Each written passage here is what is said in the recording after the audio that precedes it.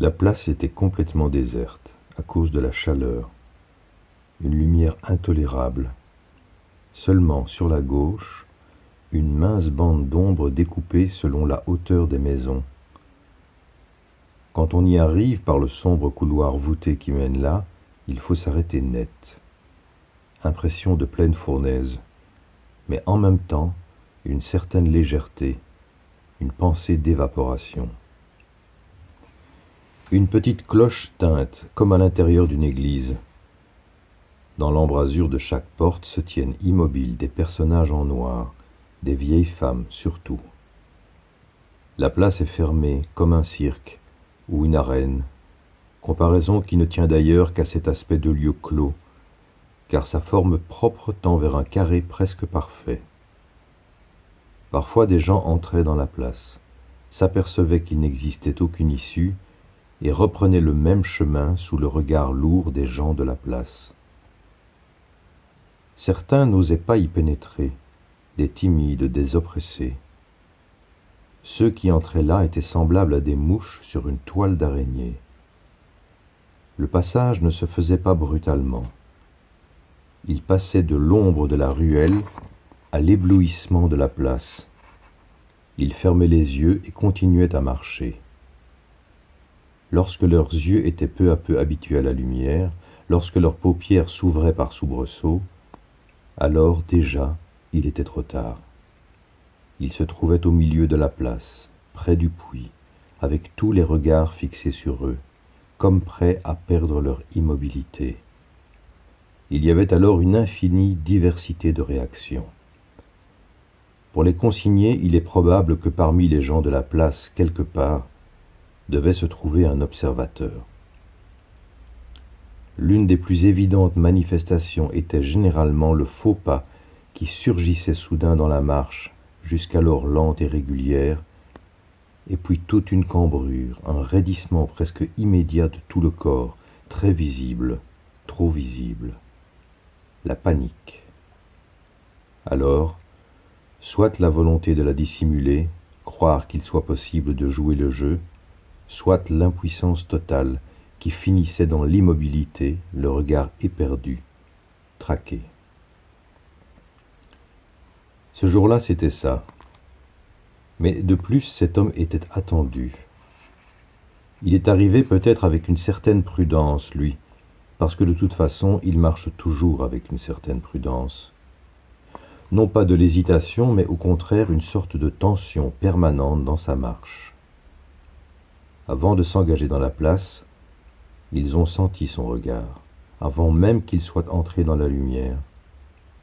Il lui restait encore la possibilité de ne pas franchir le seuil de cette zone, peut-être pas d'ailleurs, bien qu'il soit arrivé là par hasard.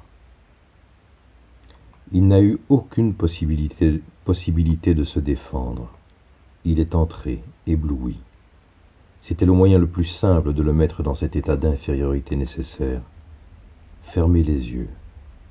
Pendant quelques secondes, être leur proie et penser qu'on est leur proie. Que font-ils dans cet instant? Ils mettent des chaînes, couvrent la place de pieux aiguisés, allument par endroits des braises incandescentes, lâchent toutes sortes de reptiles minuscules, d'insectes, de mollusques. De tout cela, on ne s'aperçoit qu'en rouvrant les yeux. Ça se passe dans le plus grand silence, l'apparence de l'immobilité. L'air reste sans vibration tout autour. Lui, il n'a pas confiance. Il fait tout ce qu'il peut pour ne pas fermer les yeux. Son visage se déforme en vain. Il reconnaît déjà l'hostilité. Dans la nuit, il avance jusqu'au puits. Alors commence presque imperceptiblement pour lui le bourdonnement et le balancement très doux des gens de la place, un mouvement d'épaule à peine. Il a entr'ouvert les yeux, il les a ouverts peu à peu, sa peur au centre.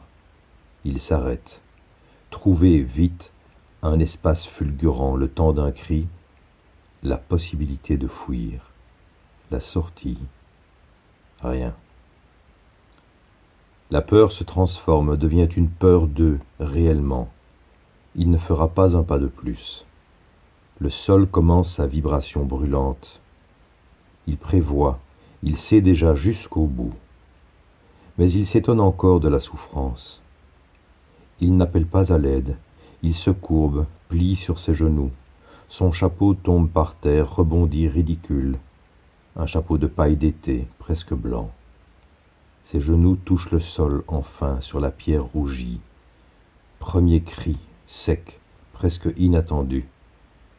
Il veut se relever, s'appuie sur ses mains, par terre, mais elles sont immédiatement absorbées, fondues. Jusqu'aux genoux, ses vêtements brûlent en collant à sa peau en un même feu. Alors longuement il hurle, mais son cri se rapproche du gémissement, il reste sans écho entre ces murs. À moitié consumés, pour lui, s'approchent d'autres supplices. Ils ont quitté le seuil des portes et ils avancent au centre lentement. Alors seulement, il perçoit le bourdonnement qui peu à peu monte en lui, l'envahit, lorsqu'il forme autour de lui un cercle épais, consistant, mais pour ainsi dire invisible. Alors lui, une dernière fois, les regarde et fait jaillir de lui enfin le premier sanglot. Voilà, c'est un texte, une sorte de nouvelle, extrait de l'œuvre de Daniel Colobert. C'est édité chez POL en 2 volumes, les œuvres complètes. Daniel Colobert a écrit des textes incroyablement forts, très ambigus. J'ai découvert Daniel Colobert grâce à François Bon, et ceci est extrait de son premier livre qui s'appelle Meurtre. Par après, l'écriture prend des formes très très fragmentaires, une poésie, soit avec des tirets, des paragraphes, blocs. C'est vraiment une œuvre très forte. Alors c'est pas toujours réjouissant, mais il y a une vraie densité de l'écriture, un rapport au corps dans l'espace, dans la ville, par rapport au silence, au bruit. Voilà, c'est une très très belle découverte. Daniel Colobert chez POL. Voilà, je pense qu'il y a du soleil dehors. Bonne journée tout le monde.